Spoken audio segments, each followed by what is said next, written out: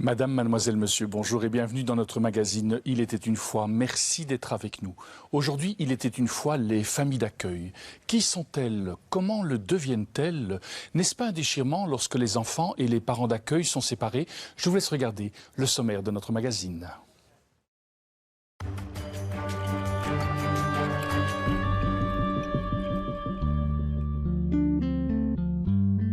Grandir dans sa famille ne va pas toujours de soi.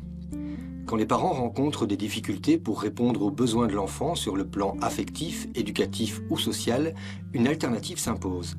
C'est ainsi que des centaines d'enfants vivent aujourd'hui dans des institutions ou au sein de familles d'accueil qui veilleront à leur bien-être. Amélie Dieudonné, Xavier Verstappen, bonjour. Bonjour. Et merci d'avoir accepté notre invitation. Alors Amélie Dieudonné, vous êtes psychologue à notre abri et vous, Xavier Verstappen, vous êtes directeur de l'accueil familial. Alors pour nous permettre d'entrer dans le vif du sujet de ce magazine, je vous propose de regarder ce premier reportage signé Manu Van Lier et Jean-Louis Gios.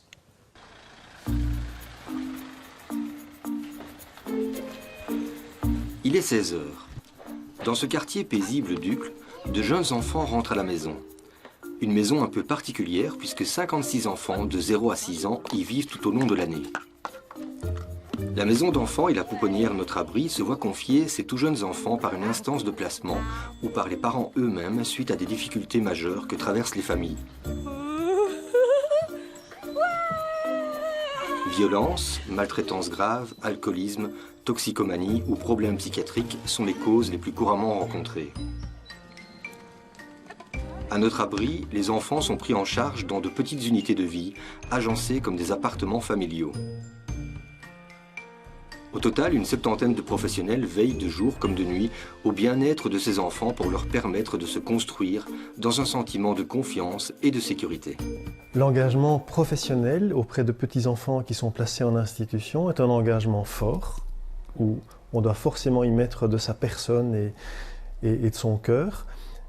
Et en même temps, c'est un engagement qui doit rester tout à fait professionnel. Et donc on ne peut jamais envahir l'enfant de nos propres émotions, nos propres besoins affectifs. Et donc c'est un équilibre qui est difficile. On ne remplace pas les parents. On ne remplace pas les parents. Les parents ne peuvent jamais être remplacés vraiment. Et certainement pas par une institution. Donc non, nous ne remplaçons pas les parents, mais pourtant, nous devons permettre aux enfants qui séjournent ici en pouponnière de trouver auprès des adultes qui les côtoient, satisfaction à tous leurs besoins. On doit répondre à leurs besoins, bien sûr leurs besoins de nourriture, leurs besoins physiques, mais aussi leurs besoins de relations, leurs besoins d'investissement, leurs besoins de reconnaissance. Tout ça, nous devons pouvoir le satisfaire. Si possible, en partenariat avec les parents quand les parents sont présents. Et quand les parents sont moins présents, il faut aussi que l'enfant trouve réponse à l'ensemble de ses besoins.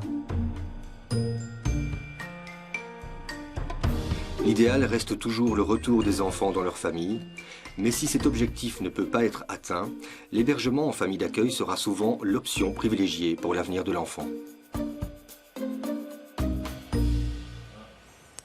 Amélie Dieudonné, les enfants restent combien de temps dans ce type d'établissement comme le vôtre?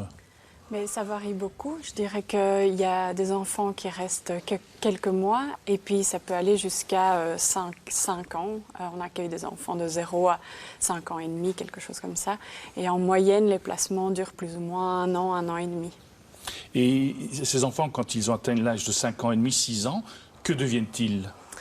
Alors tout dépend de la décision du mandant, puisqu'on travaille toujours sous mandat. Et alors, il existe plusieurs possibilités. L'idéal, c'est, comme ça a été dit dans leur reportage, c'est un retour dans la famille. Si ce n'est pas possible parce que les difficultés sont trop importantes, alors eh bien, on se tourne vers une famille d'accueil si ça correspond aux besoins de l'enfant, à son développement, comment il se sent à ce moment-là, si c'est possible un accueil familial pour lui, et évidemment si on trouve une famille d'accueil. Quand ce n'est pas le cas, alors l'enfant continue à grandir en institution. Vous dites que les enfants restent en moyenne 1 an et demi chez vous. Est-ce qu'il y a des enfants qui vont rester de 0 à 6 ans dans votre institution? Malheureusement, oui. Malheureusement, oui. Et on a entendu dans le reportage, il y a les besoins de nourriture, il y a les besoins relationnels, etc. etc. Qu'en est-il des besoins affectifs d'un enfant? Comment est-ce que dans une institution comme la vôtre, on peut combler ce besoin affectif qui est tellement fondamental? Comme l'a dit M. Simon dans le reportage, c'est un équilibre qui n'est pas facile à trouver. Pour la majorité des enfants, les parents sont quand même présents, hein. Pas très régulièrement pour certains, mais nous, on va beaucoup nommer les parents auprès de l'enfant, et je pense que le soin à l'enfant passe d'abord par le soin aux parents, et donc voilà, on laisse tout à fait cette place à la famille, même si elle est peu présente au jour le jour, et alors les éducatrices sont là pour faire une prise en charge 24 heures sur 24, et puis il y a l'intervention aussi des psychologues qui gardent un œil attentif au développement de l'enfant. Justement, quel est votre rôle? Puisque vous êtes psychologue à notre abri, quel est votre rôle spécifique dans le cadre de cette institution? Il y a différentes choses. Il y a, donc, comme j'ai dit, un regard attentif au développement de l'enfant et l'accueil des parents. Donc on fait tout un travail avec la famille de l'enfant. Le but, c'est d'accompagner l'enfant dans son lien à sa famille, et puis aussi d'évaluer dans quelle mesure les difficultés qui ont mené au placement peuvent être dépassées. Et donc c'est en rencontrant les parents, en travaillant avec eux, qu'on peut évaluer ça. Et donc on encadre aussi des visites parents-enfants quand c'est nécessaire, pour faire en sorte que les retrouvailles se passent le mieux possible. Justement, dans le cas de ces retrouvailles, vous avez le sentiment que ce sont des moments importants pour l'enfant, ou bien est-ce que petit à petit l'enfant se détache de ses parents? Je vais utiliser une expression que je sais, M. Verstappen, vous n'aimez pas, les parents d'origine. Alors peut-être expliquez-nous pourquoi vous n'aimez pas l'expression les parents d'origine. Parce que les parents d'origine renvoient peut-être juste aux origines, alors que ces parents, comme on vient de le dire, sont présents dans la vie de l'enfant, avec beaucoup d'intensité ou moins d'intensité, mais ces parents sont là. Et donc il faut leur laisser toute leur place, et il faut leur permettre de reprendre leur rôle le plus rapidement possible. Malheureusement, ils sont généralement avec des grosses souffrances personnelles, et ces souffrances personnelles n'amènent peut-être pas toujours à un retour, et quand il n'y a pas retour, généralement il y a prolongation dans le milieu institutionnel, ou bien il y a un projet de famille d'accueil qui se met en place. Mais il reste les parents, quoi qu'il en soit. Chez vous, à notre abri, si j'ai bien compris, les enfants sont d'une certaine manière, entre guillemets, placés. Oui, c'est ça. On travaille toujours sous mandat du tribunal de la jeunesse, du service de protection judiciaire ou du service d'aide à la jeunesse. Donc nous, on ne prend aucune décision, mais par contre, on a comme mission d'informer le mandant de ce qu'on peut observer, de ce qu'on peut construire ou non avec la famille et sur le développement de l'enfant. Ces enfants qui viennent chez vous, est-ce que vous sentez qu'ils ont déjà des fortes carences quand ils arrivent chez vous? S'ils sont placés, c'est qu'il y a eu une crise familiale. Et donc, effectivement, c'est des enfants qui arrivent quand même un peu déboussolés, un peu bouleversés. Et le placement en soi est quand même une grosse rupture, même si les enfants qui arrivent chez nous ont malheureusement déjà connu souvent des ruptures avant. Voilà, parce que les parents ont une vie qui fait qu'il y a beaucoup de déménagements ou une grande précarité qui fait que l'enfant a été un petit peu ballotté et les aides préliminaires n'ont pas permis d'éviter le placement, quoi. Ces enfants, sont-ils issus de tous milieux sociaux confondus, ou bien ce sont certaines catégories sociales plus touchées par la précarité qui vont être chez vous? Je dirais que c'est quand même, la majorité, c'est des familles qui viennent d'un milieu un peu précarisé, mais il y a aussi des placements privés, comme ça a été dit dans le petit reportage. Et donc là, c'est des familles qui, à un moment donné, sentent elles-mêmes qu'elles s'en sortent plus et qu'elles ont besoin d'aide à un moment donné. Et cette aide peut passer par l'enfant placé à un moment donné, mais c'est toujours provisoire. C'est toujours une transition vers quelque chose d'autre. J'imagine une maman qui est seule, qui a 2-3 enfants, qui doit subir une intervention chirurgicale grave, et elle sait qu'elle, n'ayant pas de famille elle-même, elle ne pourra pas assurer son rôle de maman. Est-ce qu'elle peut faire appel à une institution comme la vôtre, ou bien est-ce qu'elle doit passer encore par d'autres canaux? Eh bien, la pouponnière Notre Abri accueille des placements, oui, travaille avec des familles en privé, donc sans passer par le service d'aide à la jeunesse ou le tribunal. Donc oui, il y a des placements privés et cette maman pourrait faire appel à l'institution. Oui.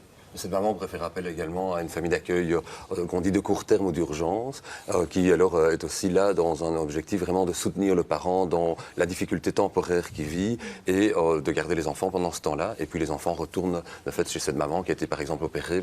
Ce sont des choses qui se passent en accueil familial aussi et que ce sera un petit peu selon le profil de l'enfant et de la famille qu'on se dira que c'est mieux un placement institutionnel ou une famille d'accueil d'urgence ou de court terme.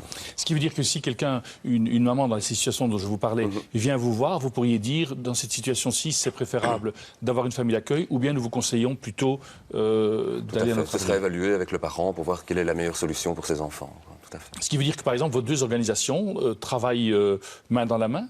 Souvent, oui, surtout lorsqu'il y a des enfants, comme on le disait, qui restent plusieurs années au sein de notre abri et que le parent n'arrive pas à se reconstruire suffisamment que pour que le mandant lui accorde le fait que ses enfants puissent rentrer chez lui. Et alors ces enfants-là, il faut réfléchir à un autre projet. Et soit le projet est de partir dans une institution qui accueille des enfants plus grands, une petite institution familiale, ou bien alors, avec notre abri, on réfléchit à un placement en famille d'accueil. Et si le mandant et la famille trouvent que c'est un bon projet, c'est généralement alors vers ce type de projet-là qu'on va pour un enfant qui a déjà connu 2, 3, 4 années institutionnelles. On pense alors qu'arriver à profiter quand même d'un cadre familial est nécessaire pour sa construction personnelle, quoi.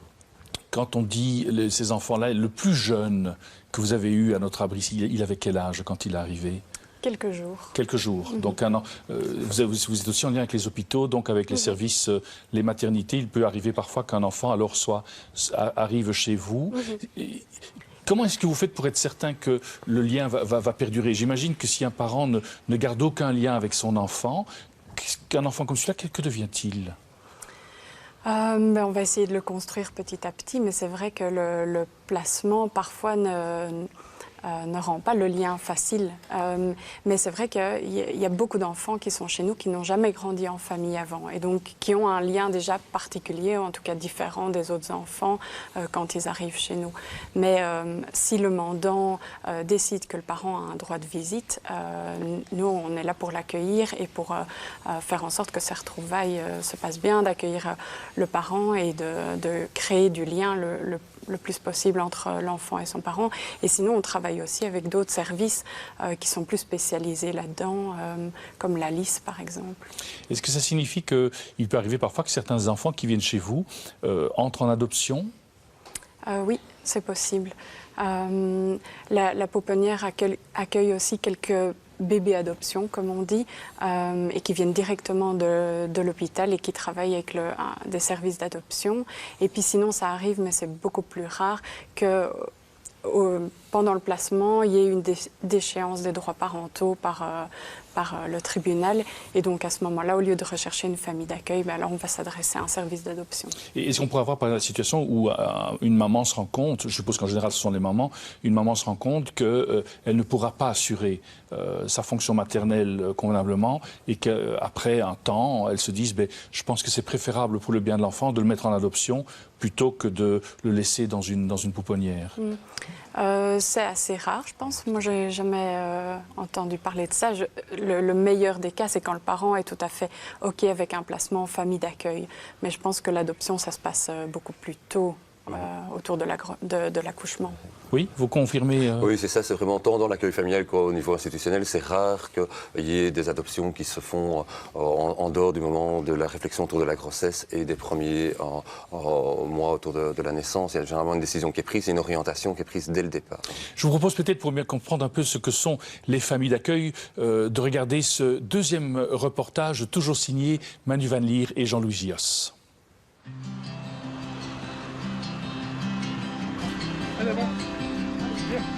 Après plusieurs années d'expérience en accueil d'urgence, Gaetano et Jacqueline ont décidé de se lancer dans l'accueil de longue durée.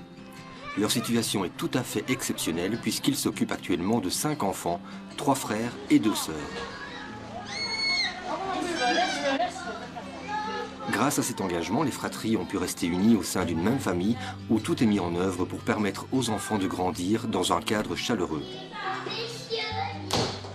C'est merveilleux, c'est tous les jours de bonheur. Donc c'est des enfants qui ont plus ou moins une vie tout à fait normale. Voilà, et on épanouit. Et c'est une vie familiale. On est tous ils vont à l'école, normal. Alors pour vous, quelle est la priorité que vous pouvez apporter à ces jeunes enfants que vous accueillez? C'est important ça, c'est le bien-être, surtout de l'enfant, et avoir une vie normale, entre guillemets.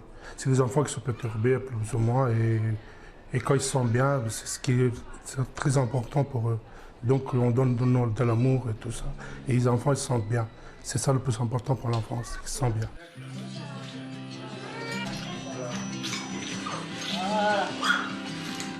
Pour la famille, accueillir ne signifie pas adopter puisque la finalité de la démarche reste le retour de l'enfant chez ses parents ou le maintien du lien au regard de la situation. Le parent reste le parent et pour l'enfant, c'est essentiel de garder un contact, de connaître ses origines et son histoire.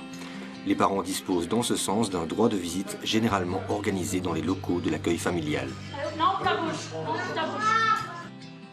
Et qu'est-ce qui est parfois plus difficile au quotidien? Il n'y a pas de difficile. Parfois, on doit se lever pour aller à l'hôpital et tout ça. Comme on aime faire ça, donc il n'y a pas de difficulté pour nous. Je trouve que c'est naturel. C'est comme ses propres enfants, c'est le même. C'est pareil. L'enfant, il ressent ça. Il ressent que vous l'aimez. Et automatiquement, tout y passe. Le courant, il passe. Voilà. Bien sûr, il y a des règles à respecter. On apprend les règles. Et ça se passe très bien. Grâce aux familles d'accueil, ces enfants vivent aujourd'hui dans un cadre stable qui leur permet d'affronter les difficultés de la vie. En Belgique francophone, il y a en permanence près de 200 enfants dans l'attente d'un nouveau foyer. C'est vraiment une belle expérience. Et je trouve que ça, il faudrait plus en plus des gens qui font ça parce que c'est des enfants qui en ont besoin. Dans une institution, ce n'est pas le même comme un accueil familial. C'est tout à fait différent pour moi. Et ici, ils ressentent le bien-être et voilà. C'est la priorité numéro 1, c'est ça, le bien-être de l'enfant. Xavier Verstappen, quels sont les critères pour devenir une famille d'accueil, s'il y a des critères? Oui, il y a bien sûr des critères, mais il y a aussi une très grande ouverture. Je pense que la société est ouverte, que nos services sont ouverts et que donc toute personne adulte, responsable, en couple ou non, peut, avec ou sans enfant, peut devenir famille d'accueil. À partir du moment où ils ont envie de devenir famille d'accueil, ils vont prendre un temps de réflexion avec nos équipes pour voir si ce projet est vraiment réaliste. Parce qu'on peut être parent, on peut avoir envie de devenir parent, mais être parent d'accueil, c'est vraiment une spécificité bien particulière. C'est-à-dire qu'il y a une formation qui leur est proposée ou pas? Il y a en fait un partenariat qui est réfléchi avec le service et il y a tout un temps de réflexion qui est organisé avec eux autour de différents entretiens. Et dans tous ces entretiens, il y en a quelques-uns qui sont un peu plus d'ordre formatif, où on aborde des questions très importantes qui tournent autour de l'attachement ou de la double appartenance, puisque ces enfants vont apprendre à grandir et à s'attacher à une famille d'accueil et à la fois à continuer à avoir des contacts avec leurs parents. Mais ces parents d'accueil, par exemple, est-ce qu'il y a des conditions légales pour pouvoir être parent d'accueil? Il faut être adulte et sans doute avoir quelques années d'expérience. Donc généralement, on a peu de parents d'accueil, je dirais, qui ont moins de 25 ans. Mais il faut avoir évidemment un casier judiciaire vierge et avoir un logement qui permet d'accueillir les enfants et être en bonne santé. Ces trois conditions, je dirais, de base. Le reste, c'est vraiment la construction du projet avec notre service qui est importante pour voir si vraiment ils sont en symbiose avec c'est quoi être famille d'accueil. Parce que en avoir le rêve et l'envie est une chose. Concrétiser ce projet-là, c'est vraiment beaucoup plus compliqué. Dans le reportage, on voit ô combien le père d'accueil dit que c'est facile, mais il faut noter qu'il est passé avant dans l'expérience de l'accueil familial d'urgence. Et donc, il est rentré par une porte bien spécifique où il a eu l'habitude d'accueillir des enfants et de les voir repartir. Quand on devient famille d'accueil sur le moyen ou sur le long terme, c'est pour des enfants où il y a vraiment une problématique plus importante dans le lien avec les parents pour plusieurs années. Et donc, c'est vrai qu'il y a un lien d'attachement qui se fait de plus en plus avec la famille d'accueil et que toute famille, tout adulte n'est pas capable de vivre ce sentiment d'appartenance et ce lien avec un enfant, tout en sachant qu'il y a un parent qui va peut-être un jour reprendre sa place de parent. Ce qui veut dire que chez vous, il y a des critères différents si on veut être famille d'accueil d'urgence ou famille d'accueil à long terme. Oui, tout à fait. C'est pas la même chose. Je dirais, il y a vraiment tout ce qui tourne autour de notions peut-être plus psychologiques et, comme je l'ai dit, autour de l'attachement. C'est quoi un attachement et comment est-ce qu'on peut garder la bonne distance avec l'enfant? Comment est-ce qu'on peut supporter qu'un enfant à la fois s'attache à soi et s'attache à des personnes qui ont peut-être à un certain moment commis des actes de maltraitance? Comment est-ce qu'on peut offrir un cadre de vie chaleureux et structurant et à la fois soutenir l'enfant dans la rencontre familiale qu'il va avoir le lendemain avec ses parents. Il faut pouvoir soutenir aussi l'enfant dans le retour après une visite auprès de son parent. Eh bien, il faut pouvoir aussi l'accompagner dans ce qu'il a vécu. Et ça, c'est pas donné à tout le monde. C'est vraiment une démarche très spécifique.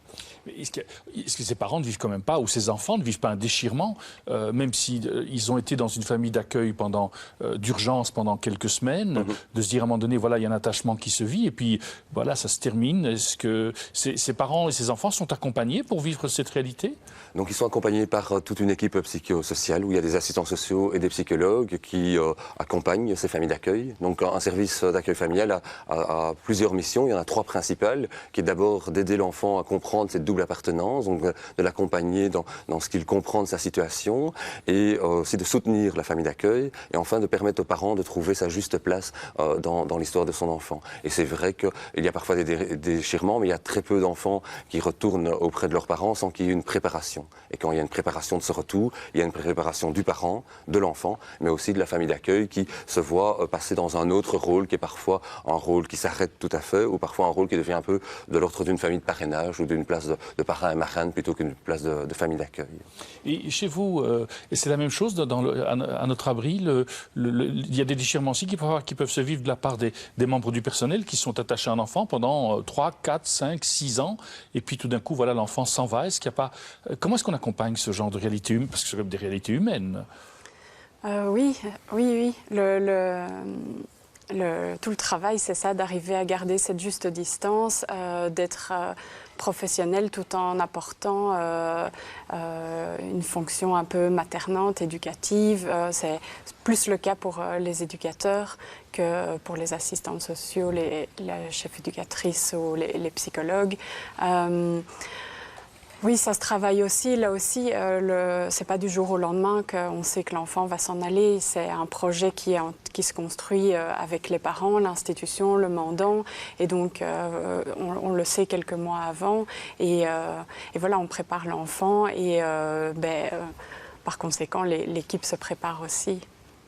Comment accompagner dans le long terme, alors, dans les familles d'accueil que vous avez, accompagner dans le long terme le fait qu'à la fois des familles accueillent voire, comme on a vu tout à l'heure, plusieurs enfants d'une même fratrie, et en même temps veiller à ce que cette famille d'accueil doit maintenir le lien avec les parents Mais je pense que d'abord, c'est vrai que le témoignage qu'on a vu, c'est vraiment une situation exceptionnelle. Généralement, une famille d'accueil accueille un enfant, voire 2 maximum. Et ici, dans le reportage, cette situation montre une capacité d'accompagnement extraordinaire. Il faut savoir aussi qu'ils ne gèrent pas l'accompagnement avec les parents. Donc, ils gèrent le trajet, mais la relation entre le parent et l'enfant est travaillée et est soutenue par les assistants sociaux du service d'accueil familial.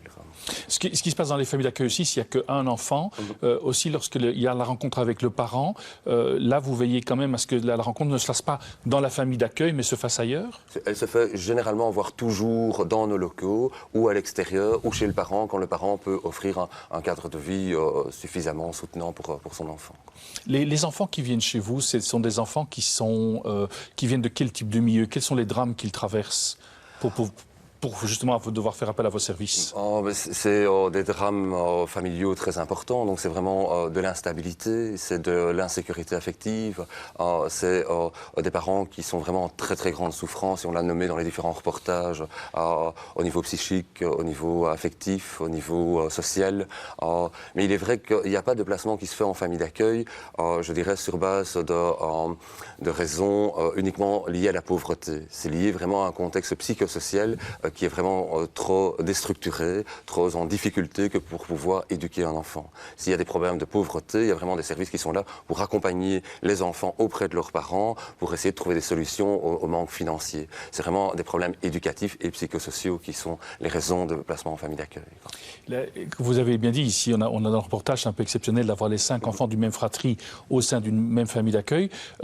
C'est pas douloureux, comme ça, finalement, de devoir séparer des fratries pendant un temps Tout à fait. fait, c'est douloureux. Donc le mandant réfléchit toujours à savoir s'il doit donner de privilégier la fratrie et la laisser unie à travers un placement institutionnel s'il n'y a pas une famille d'accueil qui peut accueillir une fratrie. Et une fratrie qui a vécu ensemble, elle a aussi vraiment beaucoup d'habitudes ensemble. Et donc reproduire ça dans une famille d'accueil, c'est parfois ingérable. Et donc il vaut mieux alors un placement institutionnel plutôt qu'un placement en famille d'accueil. Et on a aussi en famille d'accueil des fratries qui n'ont en fait jamais vécu ensemble. Parce que dès le départ, le premier enfant a été placé à un endroit, puis le deuxième à un autre et le troisième à un autre. Et donc il n'y a pas d'histoire entre la fratrie, il n'y a pas de lien entre eux. Et alors nos services, à travers, je dirais, les mois et les années de placement, sont là pour recréer ce lien et pour permettre à ces enfants qui n'ont jamais vécu ensemble de moins avoir ce sentiment de fratrie et de connaître leur fratrie et de passer un certain temps ensemble, qui est évidemment très limité, mais ils ne l'ont jamais connu précédemment.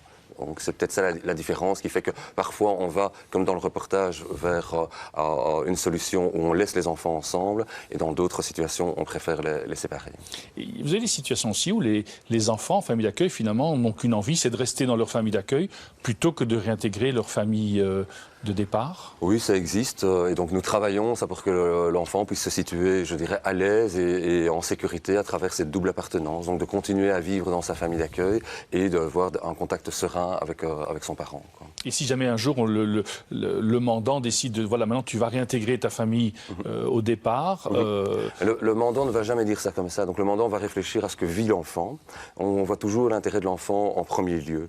Et il est évident que quand un placement a duré 10 ans et qu'un parent réapparaît à ce moment-là, il est difficile de recréer du lien. Donc on va donner priorité à ce que l'enfant vit et à comment il peut se construire dans cette double appartenance qui est parfois nouvelle et qui arrive parfois comme ça un peu après plusieurs années de vie en famille d'accueil. Et donc on va y aller progressivement, on va respecter le rythme de l'enfant et s'il est très attaché à sa famille d'accueil, généralement il reste attaché à sa famille d'accueil, il reste vivre dans sa famille d'accueil, mais on développe progressivement la place de son parent. Et si on sent qu'à un moment le passage est possible, le mandant organise alors ce passage-là parce qu'il voit que le jeune est prêt et que le parent est prêt également. Est-ce qu'on tient compte, par exemple, des valeurs philosophiques ou religieuses de la famille d'origine et que l'on tient compte pour la famille d'accueil d'essayer de veiller à ce que l'on soit dans un accompagnement là aussi, ou ça n'est pas un critère qui entre en ligne de compte? C'est un critère où, en tout cas, on réfléchit avec la famille d'accueil à savoir quelle est son ouverture à ce niveau-là. Il faut d'abord qu'il y ait de l'ouverture tout court, et puis il y a aussi les limites de chaque être humain auxquelles on tient compte, et on réfléchit avec lui à quel est le profil d'enfant qui correspond le mieux à cette famille d'accueil-là, pour que, je dirais, l'option philosophique des parents de cet enfant-là puisse être respectée. Et on ne fait évidemment jamais de choix contradictoires à ce niveau-là. Et là, c'est une demande des parents. Les parents disent parfois, attention, je veux bien que mon enfant soit en famille d'accueil, mais je souhaite quand même qu'il ait ceci ou ça. Ça se fait ou pas spécialement? Ça se fait et ça doit être respecté. Maintenant, il y a aussi l'intérêt de nouveau supérieur de l'enfant. Et dans certaines situations, s'il y a des demandes qui sont irréalistes, le mandant passe parfois au-dessus en tenant compte de l'intérêt de l'enfant. Les enfants qui viennent en famille d'accueil, est-ce qu'il y en a qui vont vivre toute leur vie en famille d'accueil et qui vont, même au-delà de leur majorité? Voilà, c'est vrai qu'on n'a pas précisé que dans le cadre de l'aide à la jeunesse, on cherche principalement à d'abord essayer de mettre les enfants dans des familles d'accueil qui sont en intrafamilial ou dans le réseau. Et donc d'abord auprès des grands-parents, des tantes et oncles, ou bien de quelqu'un qui est connu de la famille et qui est apte à faire ce travail-là avec les enfants. Et donc ça, c'est vraiment la chose qu'on fait habituellement. Et donc on cherche vraiment aussi je me suis perdu dans mes explications, je m'excuse. Non, c'est pas grave. Mais dans ces familles d'accueil, donc d'abord vous allez dans le milieu familial proche, et puis ces enfants, est-ce qu'il y a des enfants qui vont passer alors toute leur vie dans la famille d'accueil? Et donc dans ces reprises de guidance, comme on dit, parfois les enfants ils restent aussi toute leur vie, mais c'est là qu'on arrive le plus à travailler, je dirais, sur toute la structure familiale et à permettre à certains enfants de retourner vivre auprès de leurs parents. Lorsqu'un placement est décidé dans une famille d'accueil de moyen ou long terme que nous avons sélectionné et qui est en dehors du cadre familial, c'est vrai que pour ces enfants-là, généralement, le projet a été longuement réfléchi. Il y a déjà beaucoup de choses qui ont été essayées avec les parents et qui n'ont pas abouti. Et beaucoup de ces enfants-là restent en famille d'accueil, généralement jusqu'à leur majorité, voire même après. Merci en tout cas à tous les deux de nous avoir un peu fait découvrir le monde, non seulement des pouponnières, mais également des familles d'accueil. Nous arrivons déjà au terme de notre magazine. Merci d'être resté avec nous. Si vous souhaitez revoir cette émission, il vous est possible de le faire en allant sur le site catobel.be. Au nom de toute l'équipe qui l'a préparé, il ne me reste qu'à vous souhaiter une excellente journée et je vous dis à très bientôt.